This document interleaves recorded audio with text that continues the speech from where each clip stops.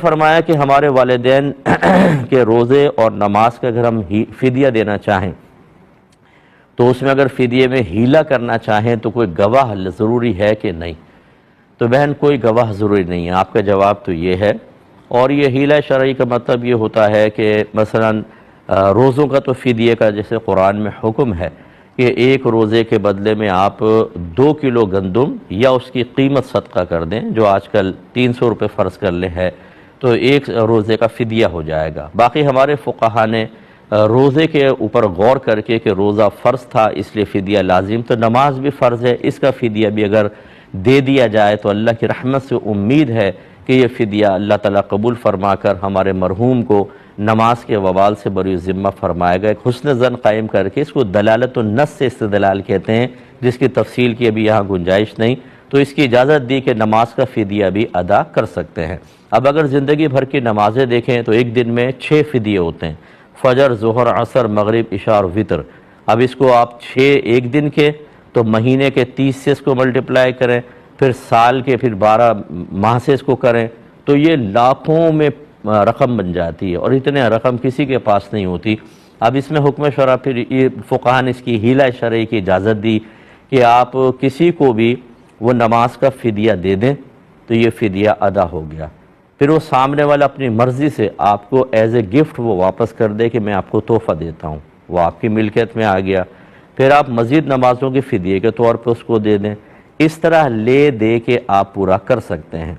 اب آپ کہیں گے تو پری پلان ہے، جی بالکل پری پلان ہے، لیکن صراحتاً نہ ہو، اشارتاً کنایتاً ہو۔ اللہ تبارک و تعالیٰ کی رحمت سے امید ہے کہ اللہ تعالیٰ بری ذمہ فرما دے گا، قبول کر لے گا۔ اب بعض اس پہ ہنستے ہیں، طنز کرتے ہیں کہ یار یہ لینا دینا، یہ کیا آپ نے چیزیں ایجاد کر لی، یہ میں نے نہیں کی، ویسے تو فقہا نے بیان فرمائی، لیکن کیا آپ یہ قسم کھا کے کہہ سکتے ہیں کہ اگر اس طرح کا ہیلہ اختیار کیا تو اللہ تعالیٰ قبول ہی نہیں کرے گا؟ کیا آپ اللہ تعالیٰ کے اوپر اپنی مرضی مسلط کر سکتے ہیں؟ حسن ظن تو ہے نا۔ اور یہ جو ملکیت کی تبدیلی سے مال کا حکم بدل جاتا ہے، اس کے لیے اصل صحیح حدیث سے لی گئی ہے کہ حضرت بریرہ رضی اللہ تعالیٰ عنہ کے گھر سرکار گئے تو آپ نے فرمایا ہانڈی پہ جو کچھ ابل رہا ہے ہانڈی میں وہ مجھے بھی کھلائیں۔ انہوں نے کہا یا رسول اللہ یہ صدقے کی بکری ہے جو بریرہ کو دی گئی تھی اور آپ صدقہ نہیں کھاتے۔ سرکار نے فرمایا یہ ان کے لیے صدقہ ہے اور ہمارے لیے ہدیہ ہے۔ اس کا مطلب ہے جب کسی شخص نے ان کو دیا تو وہ صدقہ تھا، لیکن جب ان کے پاس آ گیا وہ ذاتی ان کی ملکیت ہو گئی، صدقے کا تصور ختم ہو گیا۔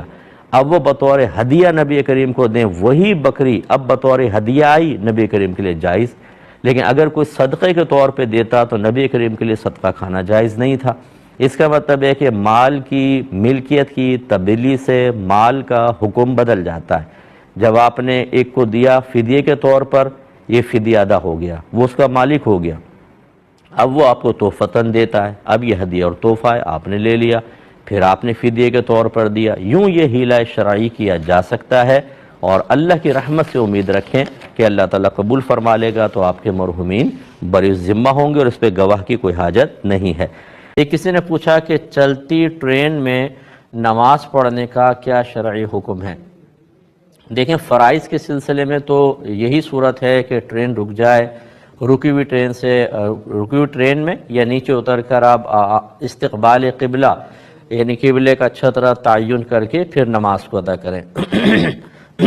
لیکن اگر صورتحال یہ ہو کہ وقت بہت قلیل ہے، اگر آپ اسٹیشن کا انتظار کریں گے نماز نکل جائے گی، یا یہ کنفرم ہے آپ نے معلومات کی کہ بیچ میں آپ کو اسٹیشن آئے گا ہی نہیں اور نماز نکل جائے گی، تو پھر آپ چلتی ٹرین میں نماز پڑھ سکتے ہیں ایسی صورت میں، اور اس میں پھر لوٹانے کی حاجت بھی نہیں ہے، آپ کی نماز بالکل ہو جائے گی۔ یہ اختلافی مسئلہ ہے، بعض لوگ اس میں اختلاف رکھتے ہیں، ہم ان کی رائے کی بھی قدر کرتے ہیں، لیکن ہمارے نزدیک اگر تو اتر کر نماز پڑھنا ممکن ہو تو یہی افضل ترین صورت ہے اور یہی بہتر صورت ہے اور یہی صحیح صورت بھی ہے، لیکن مجبوری کی صورت میں رعایت ملتی ہے، لہذا ہم چلتی ٹرین میں ایسی صورت میں کہ جب اترنا ممکن نہ ہو، نماز نکل جانے کا خوف ہے، ہم یہ اجازت دیتے ہیں کہ آپ نماز پڑھ بھی سکتے ہیں، استقبال قبلہ کا دھیان کریں، اگر کر سکتے ہوں تو، اگر وہ بالکل تعین نہیں ہو رہا تحری کر لیں، یعنی دل میں سوچیں کس طرف قبلہ ہوگا، اور پھر